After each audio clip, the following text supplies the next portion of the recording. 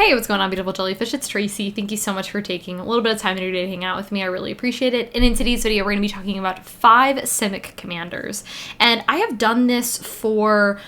Okay, so I have like my series where I've done like fun EDH Commanders, which I've kind of transitioned into like this series because this way I can focus specifically on like specific colors or color schemes. I have done this for a couple of colors. I really truthfully could not even tell you what, but if I remember, I will list them in the down bar below. But basically, I wanted to focus on Simic because Simic is probably one of my favorite color combinations. It's either between Simic or Zoff. I can't decide, but those are definitely my top 2 favorites. So I really love it. And one thing I think that's really cool about this list is a lot of these commanders you can do sort of like different things with in the sense. And one thing also too you can do is you could run some of these cards in these decks. Do you know what I mean? Like you could build one of these but then put some of these other legendary creatures into your commander deck, which would be super cool. But basically what I like to do in these videos, I like to talk about 5 different commanders, kind of like how I would build them, like a couple of cards I would recommend, things that I think would be good for these types of decks. So let's just hop into it. Let's start these off with a bang and let's talk about Prime Speaker Zagana. And I think if you are someone who just seriously wants to play like good value Simic stuff, Zagana is kind of like your gal to do that with, because I feel like the really cool thing about Zagana is you could just play like a bunch of big dumb stuff, because that way whenever she enters the battlefield, not only does she get those +1/+1 counters, but you get to draw cards, which is really great. So Zagana's too one of the really cool commanders where if she dies, you actually think it's really good that she dies, because then you can recast her, draw more cards, and then she can get super big. You can go in a couple of ways with this. You could go very Voltron with Zagana and like go very like, I'm gonna, buff her and like make her this really big thing, because if you've got like a big dude, she could enter with like 10 or 11 counters or whatever, and then you could just 2 hits from her and like someone's dead, which is really cool.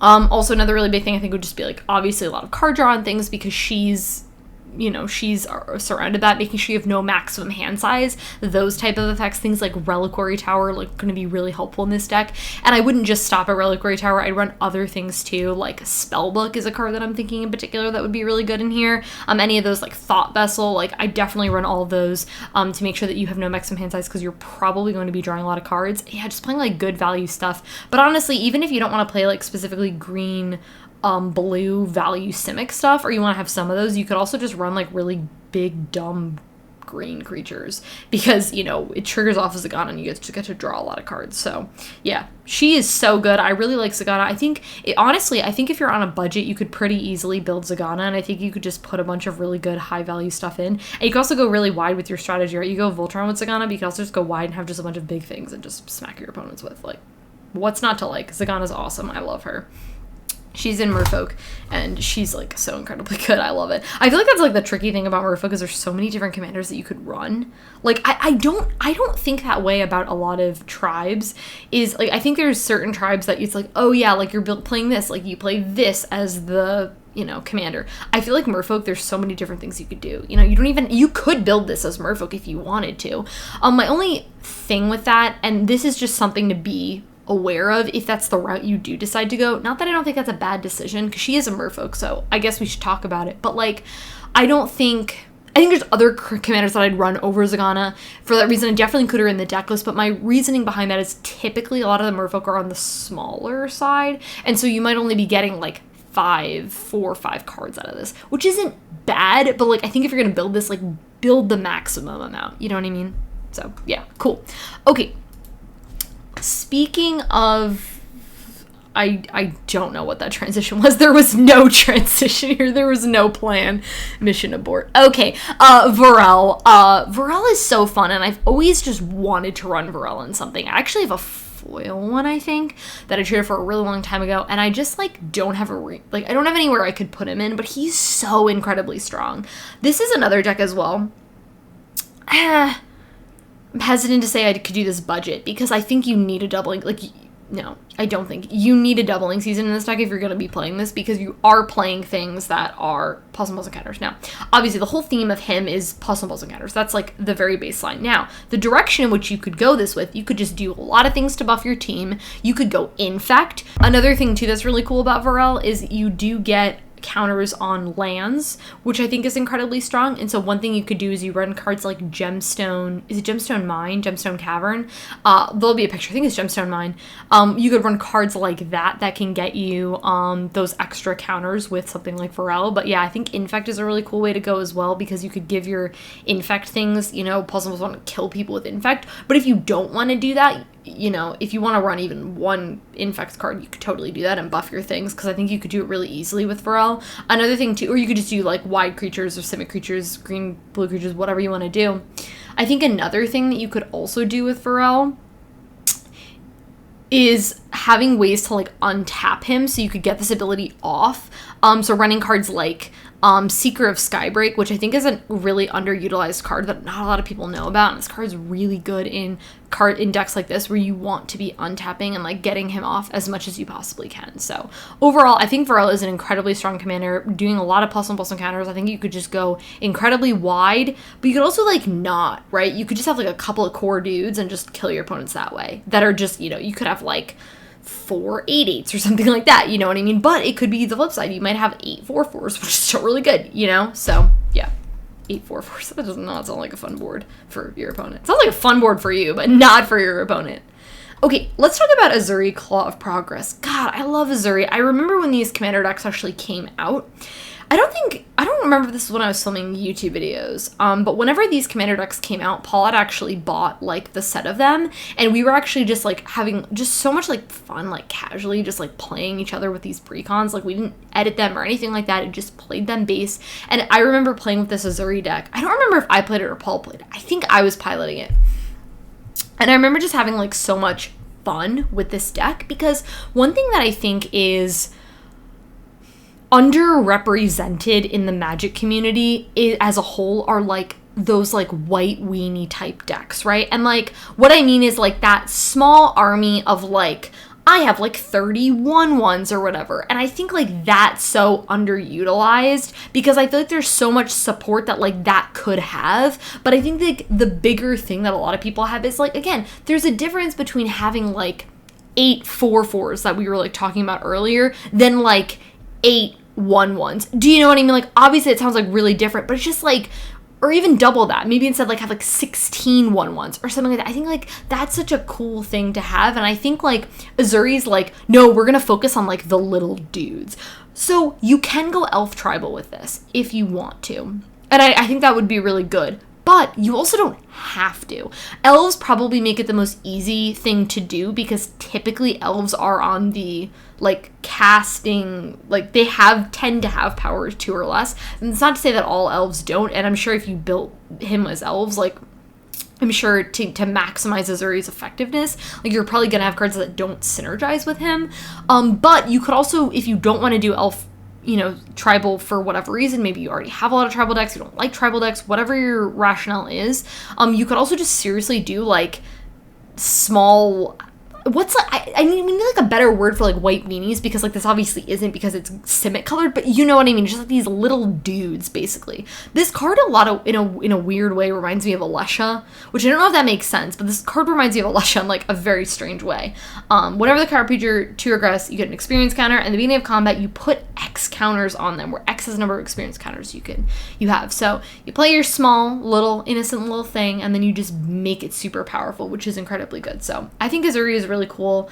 I would say just maximizing his thing whenever things, you could do a little bit of like token stuff with this as well, because it doesn't say non-token. So, you know, you could just play a bunch of things that have tokens, you know, and all that kind of stuff. So yeah, I really like Azure. I think he's really good. So, okay, cool. Cool. Let's next talk about more Vig, Simic Visionary. This card is really cool. So he says whenever you play a green creature spell, you can basically tutor for a creature. You put it on top. Just something to note. And if you play a blue creature, you reveal it, and if it's a creature, you put it into your hand. So if it's green, it goes to the top of your library, and if it's blue, it goes to your hand. So this to me just, I feel like you could do a lot of things with this, like him as a commander, right? I feel like you could go very much like, I'm gonna play a lot of blue creatures because they go to my hand. If you're gonna be playing a lot of creatures, I would also assume too that you would want to do like no maximum hand size, like effects that we talked about earlier, Reliquary Tower, the like, things like that, to maximize on that, because if you are going to be putting a lot of cards in your hand. So I think one thing that you could really easily do with this deck is do these sort of like infinite combos like very, very, very easily, right? Because you can tutor them out. But if you don't want to do that, you don't have to. I think like my vision with More Vig is that you're probably doing really powerful things with this deck. That's not to say that you can't build this deck and do and make it a lower power level game. I just think with him, he's just a very powerful card. That I think you can get out of hand extremely quickly. So you're just going to want to, I would say, chalk this deck full of creatures. Seriously, because you want to be cast after cast after cast, because you want to be like getting all these creatures out of your deck. So I would say if I was building this, like I typically in my decks, I would run, you know, X amount of lands, X amount of creatures, whatever. If I was building this deck, I would probably run less artifacts, instant sources. I'd probably do less of those because I just want this deck full of creatures, like full of these really great creatures, so that I could just, you know, get a ton of them out and kill my opponents, probably with a wide sort of strategy, basically. Yeah, More Vig, incredibly, incredibly powerful. This card's great. Okay, the last card that I want to talk about is, I don't know how to say this, Acai, Tyrant of Gyre Strait. I always get like so insecure that like I'm saying things wrong, which I probably am saying them, and I'm like, people are gonna make fun of me. Like, no one does, so thanks for not making fun of me. This is like the one time people are like, you said it wrong, like whatever. Anyways, cool. This card is really cool.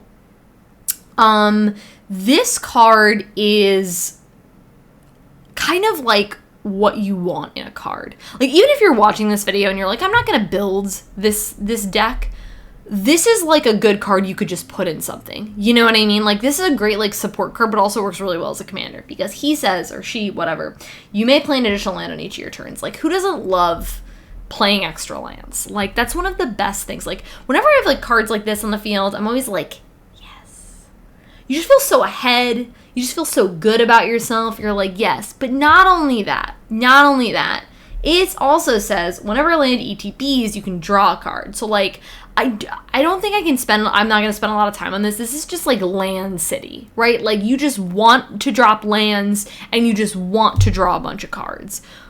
What is the plan beyond that? You could do whatever. If you want to make this like sea monsters, cool. I think that fits really well. He's also like, this thing's also a 5/5. So like realistically, like a couple hits from this, you could just kill someone. You know what I mean?